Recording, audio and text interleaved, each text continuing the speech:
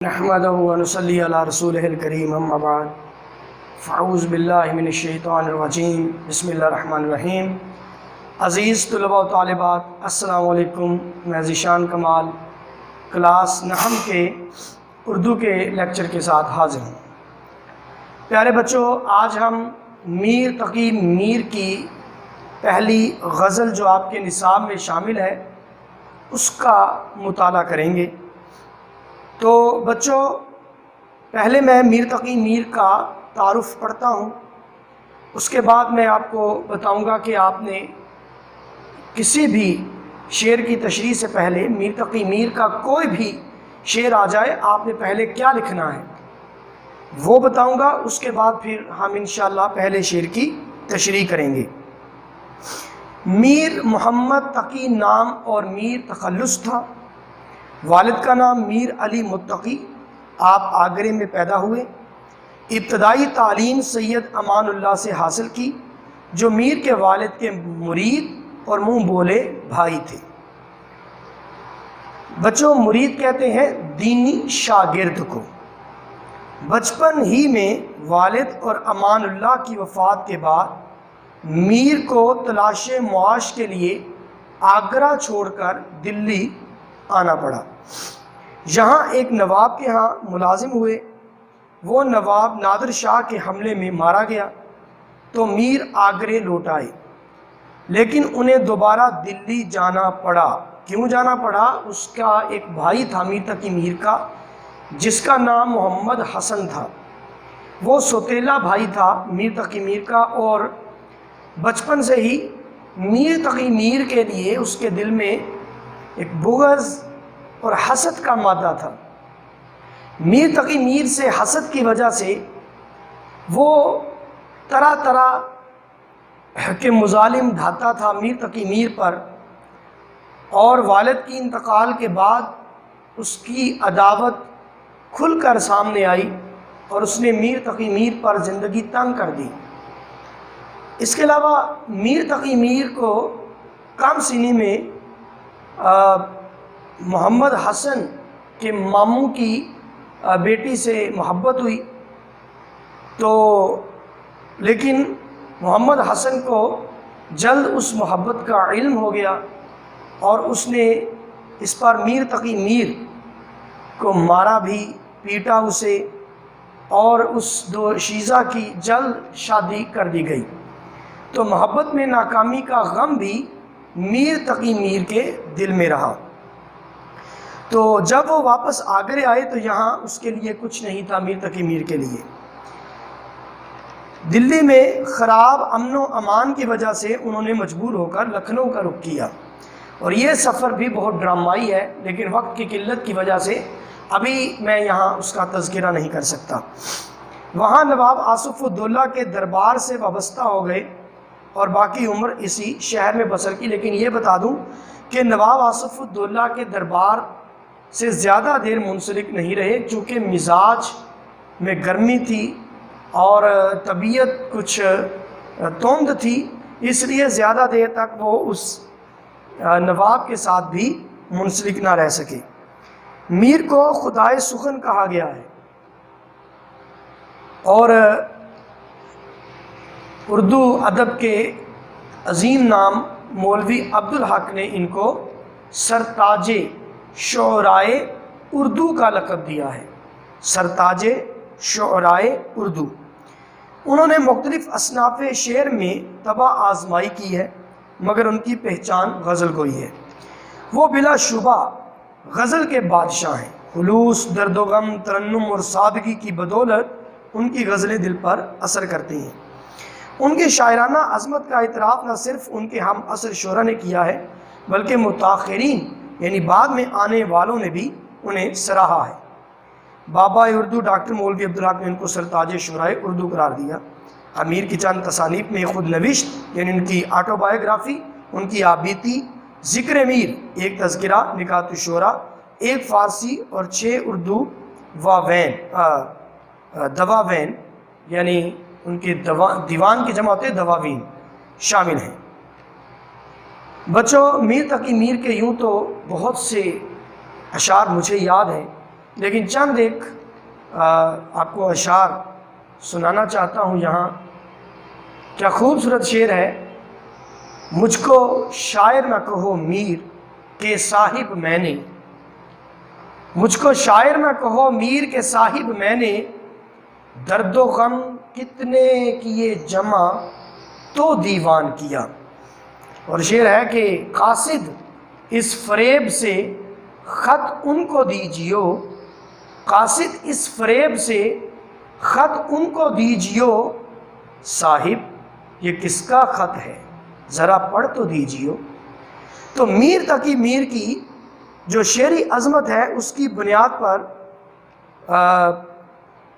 غالب نے کہا کہ ریختہ کہ تم ہی استاد نہیں ہو غالب، کہتے ہیں کہ اگلے زمانے میں کوئی میر بھی تھا. تو بچوں آج ہم غزل شروع کرتے ہیں میر تقی میر کی. پہلا شعر ہے: ہستی اپنی حباب کی سی ہے، یہ نمائش سراب کی سی ہے. اب پہلا شعر ہے، ذرا غور سے سنیے گا. اس شعر میں میر تقی میر نے تشبیہ کا استعمال کیا ہے. یہاں پہ جو لفظ آیا کی سی، یہ ادات تشبیہ یا حرف تشبیہ ہے، اور تشبیہ کو انگلش میں سملی کہتے ہیں. ایک چیز کو کسی مشترک خوبی کی بنیاد پر دوسری چیز کی مانند قرار دینا، اسے کہتے ہیں تشبیہ. اب شاعر نے انسانی زندگی کو کسے تشبیہ دی؟ ہستی اپنی حباب کی سی ہے. انسانی زندگی کو کسے تشبیہ دی ہے؟ بلبلے سے تشبیہ دی ہے. تو آپ نے تشریح کہاں سے شروع کرنی ہے؟ سب سے پہلے آپ نے یہ لکھنا ہے کہ میر کی شاعری میں تصور غم غالب ہے. ان کا ہر شعر انسانی زندگی کی عکاسی کرتا ہے. سوز و گداز، درد و غم، تصور غم، خلوص، ترنم، نغمگی اور سادگی ان کے اسلوب کی نمایاں خوبیاں ہیں. یہ لکھنے کے بعد آپ نے فوراً لکھنا ہے کہ اس شعر میں شاعر نے زندگی کو، انسانی زندگی کو بلبلے سے تشبیہ دی ہے. ہستی اپنی حباب کی سی ہے. اب بلبلے سے تشبیہ بہت معنی خیز اور نہایت موافقت رکھتی ہے. معنی خیز ہے. کیسے؟ انسان کی زندگی بلبلے کی طرح ہے. ایک بلبلا جب پانی سے اٹھتا ہے، بچوں توجہ کرنا، ایک بلبلا جب پانی سے اٹھتا ہے تو وہ دو حصوں پر تقسیم ہوتا ہے. ایک اوپر ایک کثیف خیمہ نما جسم ہوتا ہے اس کا، ایک کثیف خیمہ نما ایک وجود ہوتا ہے، اور اس خیمہ نما کثیف تہ کے اندر ریح یعنی ہوا ہوتی ہے. جب ہوا اس کثیف تہ سے نکل جاتی ہے تو بلبلے کا وجود بھی ختم ہو جاتا ہے. بلبلا پانی سے اٹھا تھا، وہ پھر پانی میں مل جاتا ہے. اسی طرح انسان بھی جسم کثیف، بدن کثیف جسم، اور اس کے اندر موجود ایک لطیف روح کا مرکب ہے. انسان مٹی سے بنا ہے، یہ روح اور جسم کا مرکب ہے.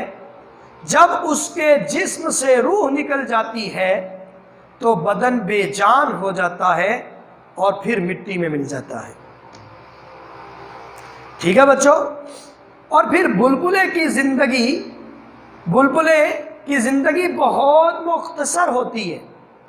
بلبلا بننے اور پھر سے پانی میں ملنے کا دورانیہ بہت مختصر ہوتا ہے. اسی طرح انسان کی زندگی بھی بہت مختصر ہے.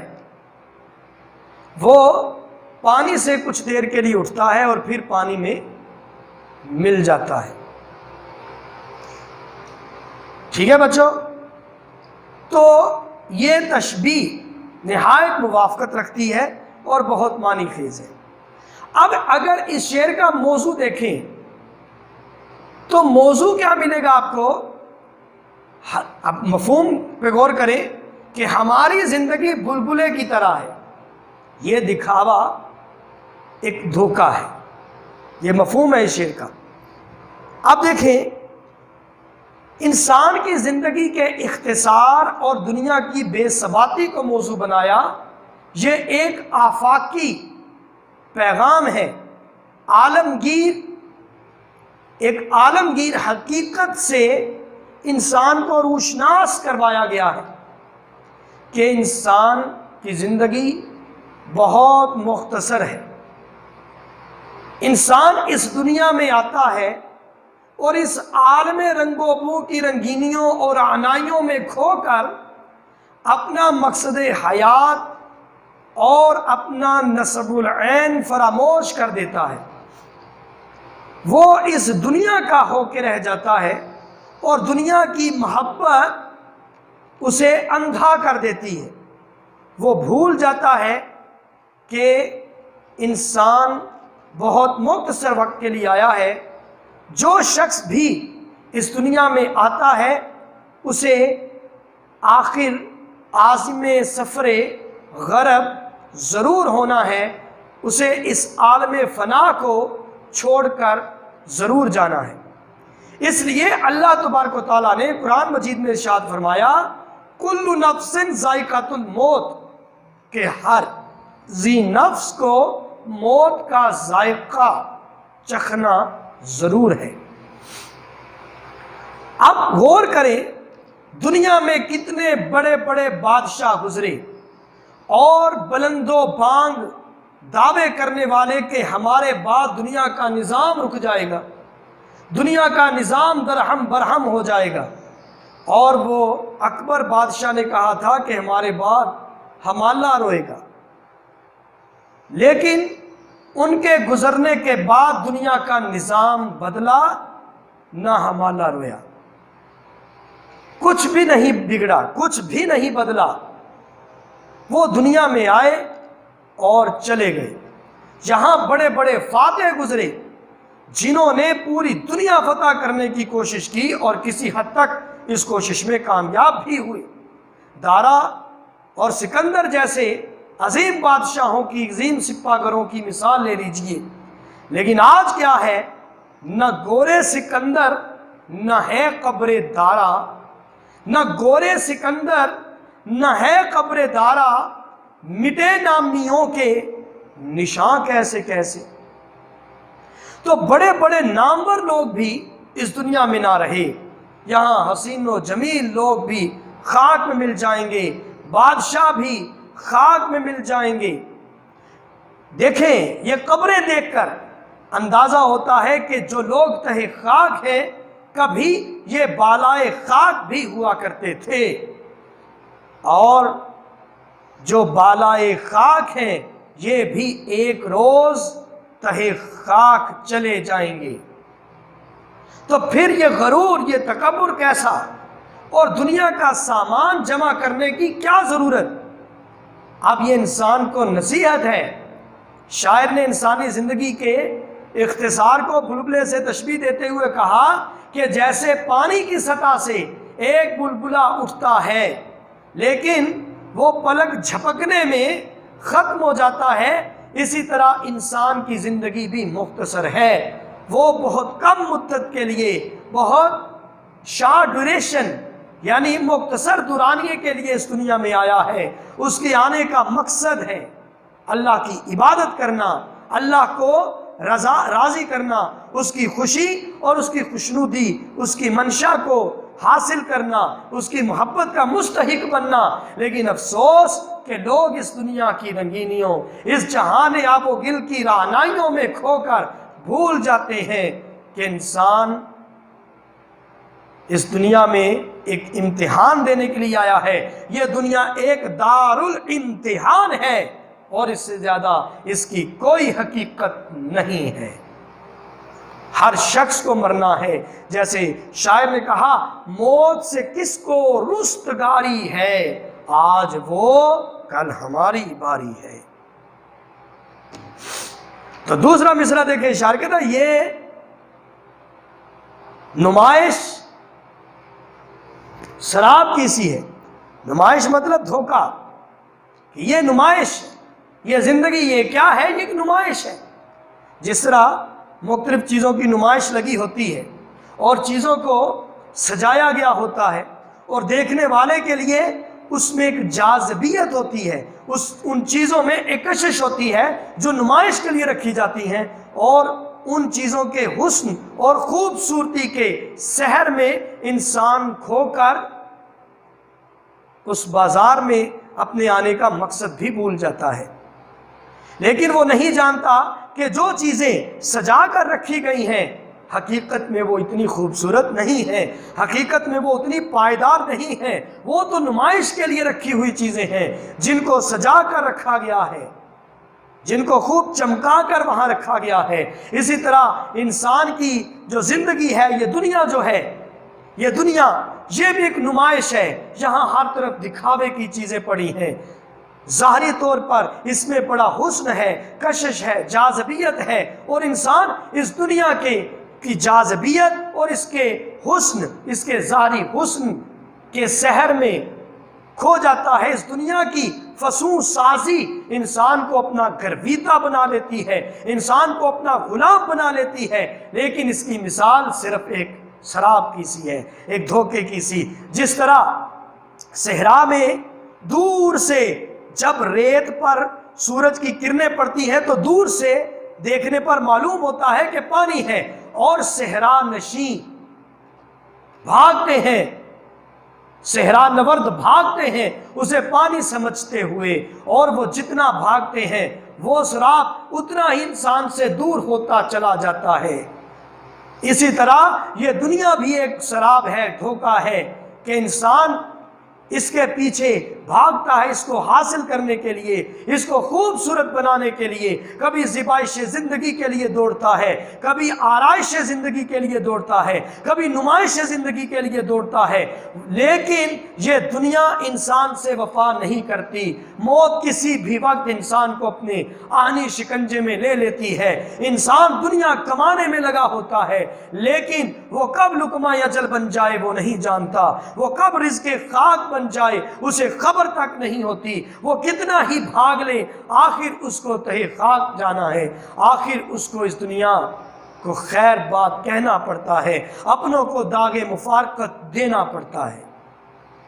تو بچوں، اس لیے ہماری جو نظر ہے وہ اس دنیا پر ضرور ہونی چاہیے، لیکن اس دنیا کا عارضی پن بھی ہمیں یاد ہونا چاہیے، ہمیں خبر ہونی چاہیے، یہ ہمارا راسخ ایمان ہونا چاہیے کہ ہم مختصر وقت کے لیے یہاں صرف ایک امتحان دینے کے لیے آئے ہیں، یہ دارالامتحان ہے اور ہمیں یہاں سے ضرور جانا ہے۔ جیسے شاعر نے کہا، میرا شعر ہے کہ در بدر یہ پھرائے بھی تو کیا، در بدر یہ پھرائے بھی تو کیا، زندگی ایک شراب ہی تو ہے۔